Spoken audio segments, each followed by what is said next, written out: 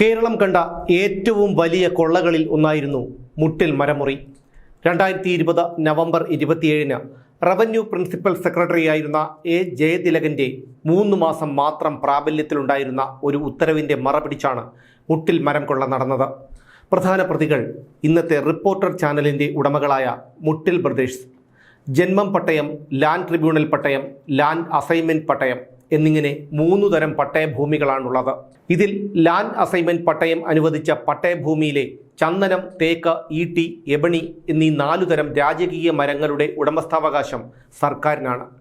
വയനാട്, എറണാകുളം, തൃശൂർ, ഇടുക്കി എന്നീ ജില്ലകളിലാണ് land assignment പട്ടയം കൂടുതലായി നൽകിയിട്ടുള്ളത്.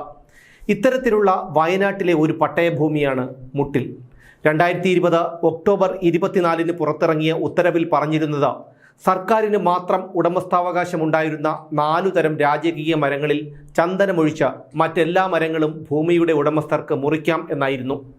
മാത്രമല്ല, മരം മുറിക്കുന്നതിന് തടസ്സം നിൽക്കുന്നവർ ശിക്ഷിക്കപ്പെടും എന്ന അസാധാരണ വ്യവസ്ഥയുമുണ്ടായിരുന്നു ഈ ഉത്തരവിൽ. മരത്തിൻ്റെ വില സർക്കാരിലേക്ക് അടച്ചാൽ പോലും മുറിക്കാൻ അനുമതി ലഭിക്കാതിരുന്ന മരങ്ങളൊക്കെ ആ ഉത്തരവോടെ ഉടമസ്ഥരുടേതായി തീർന്നു. 3 മാസം മാത്രം ആയുസ്സുണ്ടായിരുന്ന ആ ഉത്തരവിൻ്റെ മറവിൽ പട്ടയഭൂമിയുടെ ഉടമകളായ ആദിവാസികളെ തെറ്റിദ്ധരിപ്പിച്ച് ലക്ഷങ്ങൾ മോഹവില വരുന്ന ഈട്ടിമരങ്ങൾ ചുളുവിലയ്ക്ക് വാങ്ങി തടിമാഫിയ മുറിച്ചുകടത്തി. എറണാകുളത്തും തൃശ്ശൂരും ഇടുക്കിയിലുമൊക്കെ ഈ ഉത്തരവിൻ്റെ മറപിടിച്ച് മരമുറി നടന്നെങ്കിലും സമാനതകളില്ലാത്ത മരം കൊള്ള നടന്നത് മുട്ടിൽ വില്ലേജിലായിരുന്നു. ഇവിടെ നിന്ന് മാത്രം 15 കോടിയുടെ മരങ്ങൾ മുറിച്ചു കടത്തി എന്നാണ് ഏകദേശ കണക്ക്. ഈ മരം കൊള്ള വിവാദമായതോടെ ഉപ്പു തിന്നവൻ വെള്ളം കുടിക്കട്ടെ എന്ന നിലപാടുമായി മുഖ്യമന്ത്രി പിണറായി വിജയൻ രംഗത്തു വന്നു. പക്ഷേ മരം കൊള്ള നടക്കാൻ കാരണമായ ദുരൂഹമായ ആ ഉത്തരവ് തെറ്റായിപ്പോയി എന്ന് അദ്ദേഹം പറഞ്ഞില്ല. ആ ഉത്തരവിൻ്റെ മറവിൽ 300 വർഷം പഴക്കമുള്ള സംരക്ഷിത മരങ്ങൾ മുറിച്ചു കടത്തിയിരുന്നു. ഹൈക്കോടതിയുടെ ഇടപെടൽ ഉണ്ടായതോടെ മുട്ടിൽ മരമുറിയുമായി ബന്ധപ്പെട്ട നിരവധി കേസുകൾ രജിസ്റ്റർ ചെയ്യപ്പെട്ടു. കോടികളുടെ മരം കൊള്ളയിലെ പ്രധാന പ്രതികൾ മാംഗോ ഫോൺ ഉടമകളും സഹോദരങ്ങളുമായ റോജി അഗസ്റ്റിനും ആൻഡോ അഗസ്റ്റിനും ജോസുകുട്ടി അഗസ്റ്റിനും. അവരാണ് ഇന്നത്തെ റിപ്പോർട്ടർ ചാനലിൻ്റെ ഉടമകൾ. പ്രതികൾക്കെതിരെ ഗുരുതരമായ തെളിവുകളാണ് അന്വേഷണ സംഘത്തിന് ലഭിച്ചത്. ആദിവാസി കർഷകർ ഉൾപ്പെടെയുള്ള ഭൂവുടമകൾ മരം മുറിക്കാൻ സമ്മതിച്ച് എഴുതി നൽകി വില്ലേജ് ഓഫീസിൽ സമർപ്പിച്ച 7 കത്തുകളും വ്യാജ കത്തുകളായിരുന്നു. സ്വന്തം കൈപ്പടയിൽ ഈ കത്തെഴുതിയത് പ്രധാന പ്രതിയായ റോജി അഗസ്റ്റിനാണെന്ന് ഫോറൻസിക് പരിശോധനയിൽ തെളിഞ്ഞു. മുറിച്ചു കടത്തിയ മരങ്ങൾക്ക് 300 വർഷത്തിലധികവും ചിലതിന് 574 വർഷവും പഴക്കമുണ്ടെന്ന് DNA പരിശോധനയിൽ കണ്ടെത്തി. 104 മരങ്ങൾ റോജി അഗസ്റ്റിനും സഹോദരന്മാരും ചേർന്ന് മുറിച്ചു കടത്തി എന്നാണ് അന്വേഷണ സംഘം കണ്ടെത്തിയത്. കേസിൽ പ്രതി ചേർക്കപ്പെട്ടിരുന്ന കർഷകരും ആദിവാസികളും ഉൾപ്പെടെയുള്ള 28 പേരെ കേസിൽ നിന്ന് നേരത്തെ തന്നെ ഒഴിവാക്കി. മേപ്പാടി റേഞ്ച് ഓഫീസറായിരുന്ന MK സമീറാണ് ഉന്നതർക്ക് പങ്കുള്ള മുട്ടിൽ മരമുറി മാഫിയയുടെ ബലൂണിൽ സൂചി കയറ്റിയത്. വാഴവറ്റ പ്രദേശത്തെ 10,000 കോടി രൂപ വിലമതിക്കുന്ന ഈട്ടിമരങ്ങൾ മുറിച്ചു കടത്താനുള്ള കൊള്ളക്കാരുടെ നീക്കം സമീർ തടഞ്ഞു. സൗത്ത് വയനാട് ഫോറസ്റ്റ് ഡിവിഷനിലെ മേപ്പാടി റേഞ്ചിലാണ് കൊള്ളക്കാർ മരം കൊള്ളയ്ക്ക് പദ്ധതിയിട്ടത്. റോജി അഗസ്റ്റിനടക്കം 25 പേർ മരം മുറിക്കാനായി പാസിനു വേണ്ടി അപേക്ഷിച്ചിരുന്നു.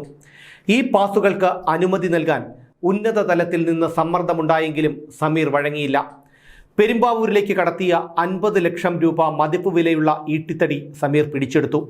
വാഴവറ്റ, ആവിലാട്ടുകുന്ന്, കരിങ്കണ്ണിക്കുന്ന് എന്നിവിടങ്ങളിലെ സാധാരണക്കാരായ കർഷകരുടെ ഭൂമിയിൽ നിന്നാണ് കൂറ്റൻ ഈട്ടിമരങ്ങൾ മുറിച്ചത്. ആദിവാസി ഗോത്ര വിഭാഗക്കാരനായ രവിയുടെ പറമ്പിലെ 5 ലക്ഷം രൂപ വിലയുള്ള മരങ്ങൾ റോജി അഗസ്റ്റിൻ വാങ്ങിയത് വെറും 20,000 രൂപയ്ക്കാണ്. 5,000 രൂപയാണ് അഡ്വാൻസായി കൊടുത്തത്. മരം കേടായിരുന്നു എന്ന് പറഞ്ഞ് ബാക്കി പണം കൊടുത്തില്ലെന്ന് രവി മാധ്യമങ്ങൾക്ക് മുന്നിൽ പറഞ്ഞിരുന്നു. ഈ പ്രദേശത്തെ 35ഓളം ഉടമകളിൽ നിന്ന് 300-ലധികം മരങ്ങളാണ് മുറിച്ചു കടത്തിയത്. വിവാദമായ ഈ ഉത്തരവിന് പിന്നിൽ റോജി അഗസ്റ്റിനും സഹോദരന്മാരും സംസ്ഥാനത്തെ മരം മാഫിയയുമാണ് എന്ന് ആരോപണമുണ്ടായിരുന്നു. പ്രതിപക്ഷമോ ഭരണപക്ഷമോ മാധ്യമങ്ങളോ പരിസ്ഥിതി പ്രവർത്തകരോ എതിർത്തൊരക്ഷരം മിണ്ടിയില്ല. പക്ഷേ തൃശ്ശൂരിലെ വൺ എർത്ത് വൺ ലൈഫ് എന്ന സംഘടനയുടെ പ്രവർത്തകനായ ടോണി തോമസ് ഹൈക്കോടതിയെ സമീപിച്ചതോടെ ഈ ഉത്തരവ് സ്റ്റേ ചെയ്യപ്പെട്ടു. ഇതോടെ മരം മാഫിയ ഡിവിഷൻ ബെഞ്ചിനെ സമീപിച്ചു. പട്ടയം നൽകിയ ശേഷം സ്വയം കിളിർത്തുവന്നതും വെച്ചുപിടിപ്പിച്ചതുമായ മരങ്ങൾ മുറിക്കാൻ കർഷകരെ അനുവദിക്കണമെന്ന ഡിവിഷൻ ബെഞ്ച് ഉത്തരവിട്ടു. ഇതിനെ തുടർന്നാണ് 2020 നവംബർ 27-ന് റവന്യൂ സെക്രട്ടറി പുതിയ ഉത്തരവിറക്കിയത്. മരം മാഫിയയുടെ ഉന്നത ബന്ധം ഈ ഉത്തരവിൽ പ്രകടമാണ്. മുഖ്യ സൂത്രധാരനായ റോജി അഗസ്റ്റിനാണ് സൗത്ത് വയനാട് ഫോറസ്റ്റ് ഡിവിഷനിൽ നിന്നും ഇല്ലാത്ത മരഡിപ്പോയ്ക്ക് പ്രോപ്പർട്ടി മാർക്ക് രജിസ്ട്രേഷനും മരം കടത്തിക്കൊണ്ടുപോകാനുള്ള ഫോറം 4 സമ്പാദിച്ചത്. സ്റ്റേറ്റ് ബാങ്ക് ഓഫ് ഇന്ത്യ അടക്കമുള്ള പ്രമുഖ ബാങ്കുകളുമായും വാഹന ഇൻഷുറൻസുമായുമൊക്കെ ബന്ധപ്പെട്ട തട്ടിപ്പുകളിൽ ഉൾപ്പെട്ട റോജി അഗസ്റ്റിനും അയാളുടെ സഹോദരന്മാർക്കും അത്രയേറെ സ്വാധീനമുണ്ടായിരുന്നുവത്രേ. സർക്കാരിന് ഉടമസ്ഥാവകാശമുള്ള ആയിരക്കണക്കിന് കോടി രൂപ വില വരുന്ന തേക്ക്, ഈട്ടി, ചന്ദനം എന്നീ മരങ്ങളുടെ സംരക്ഷണ ചുമതല വില്ലേജ് ഓഫീസർ മുതൽ ജില്ലാ കളക്ടർ വരെയുള്ളവർക്കാണ്. ഇവർ NOC നൽകിയാൽ മാത്രമേ സ്വകാര്യ ഭൂമിയിലെ മരങ്ങൾക്ക് വനം വകുപ്പ് ട്രാൻസിറ്റ് പാസ് നൽകുകയുള്ളൂ. മരം മുറിക്കുന്നതിന് മുൻപ് കട്ടിംഗ് പെർമിഷനും എടുക്കണം. ഈട്ടിമരങ്ങൾ വാങ്ങിയ റോജി അഗസ്റ്റിൻ ഭൂമി ഉടമകളുടെ പേരിൽ പെർമിറ്റിനും പാസിനുമുള്ള അപേക്ഷ നൽകുകയും മുറിച്ചു തള്ളിയ ഈട്ടിമരങ്ങൾ ചെത്തിമിനുക്കി കടത്തിക്കൊണ്ടുപോകാൻ തയ്യാറാക്കുകയും ചെയ്തു. ഇതിനിടയിൽ പെരുമ്പാവൂരിലെ മലബാർ ടിമ്പർ എക്സ്പോർട്ടേഴ്സുമായി 10,000 ക്യൂബിക് മീറ്റർ തടി നൽകാനുള്ള കരാറിൽ ഒപ്പിടുകയും 1.5 കോടി രൂപ അഡ്വാൻസായി മീനങ്ങാടി ഫെഡറൽ ബാങ്ക് അക്കൗണ്ടിലൂടെ കൈപ്പറ്റുകയും ചെയ്തു. 10,000 ക്യൂബിക് മീറ്റർ ഈട്ടിത്തടിക്ക് ഏകദേശം 200 കോടി രൂപ വില വരും എന്നുകൂടി അറിയുമ്പോഴേ ഈ മരം കൊള്ളയുടെ ആഴം നമുക്ക് മനസ്സിലാകൂ. മേപ്പാടി റേഞ്ച് ഓഫീസറായ MK സമീർ പാസ് നിഷേധിച്ചതോടെയാണ് ഈ മരം കൊള്ള പ്രകൃതി സംരക്ഷണ സമിതി പ്രവർത്തകർ അറിയുന്നതും പത്രക്കുറിപ്പിലൂടെ ഇക്കാര്യം പുറം ലോകത്തെ അറിയിക്കുന്നതും. മാധ്യമങ്ങൾ ഇടപെട്ടതോടെ ഈ വിവാദ ഉത്തരവ് സർക്കാർ ഉടനടി റദ്ദാക്കി.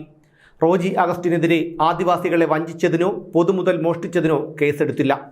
പൊതുമുതൽ നശിപ്പിച്ചതിന് 1984 prevention of damage to public property act അനുസരിച്ച് കേസെടുത്തില്ല. മരം കൊള്ള പുറം ലോകമറിഞ്ഞ് വിവാദമായപ്പോഴും മുറിച്ചിട്ട മരങ്ങൾ സർക്കാർ കണ്ടുകെട്ടുകയോ റോജി വ്യാജരേഖകൾ ചമച്ച് സമ്പാദിച്ച പ്രോപ്പർട്ടി മാർക്ക് രജിസ്ട്രേഷൻ റദ്ദാക്കുകയോ ചെയ്തില്ല. ഇതിൽ നിന്നെല്ലാം വ്യക്തമാണ് റോജി അഗസ്റ്റിൻ്റെയും സഹോദരന്മാരുടെയും പിന്നിൽ ഭരണപക്ഷത്തെ ഉന്നതരുണ്ടെന്ന്.